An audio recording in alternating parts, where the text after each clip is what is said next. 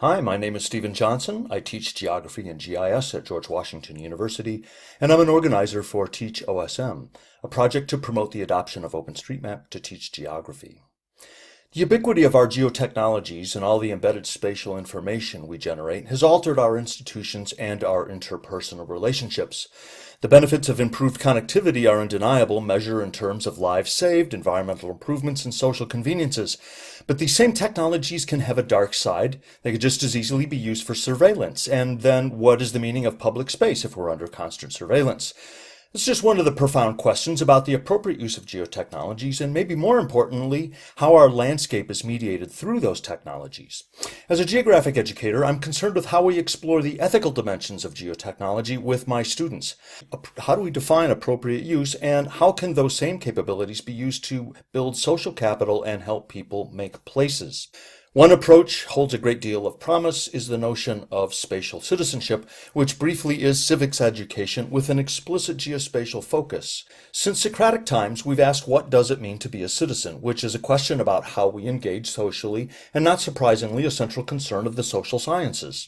Spatial citizenship stresses civic participation through geomedia such as web maps, open mapping, and the use of geotechnologies. It has a strong connection to web communities, social networks organized around geographic information.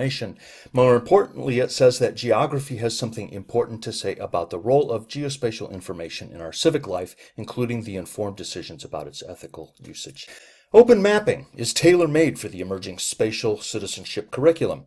And by open mapping, I'm talking specifically about voluntary contributions to OpenStreetMap. When people map on OpenStreetMap, they're actively doing geography and engaging meaningfully with spatial information.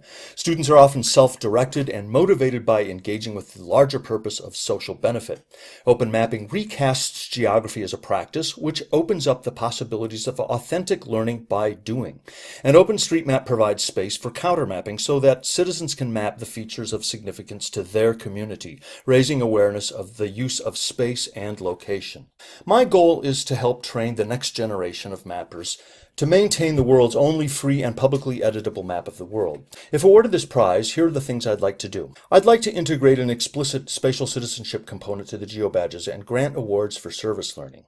I'd continue to collaborate with educators to create reusable projects to share on the Teach OSM website, projects that augment geography curriculum and connect hands-on open web mapping with participation in civic life. I'll work across the OpenStreetMap ecosystem to integrate mapping across subject matter disciplines, such as Open Historical Map, Open Drone Map, and Open Railway Map.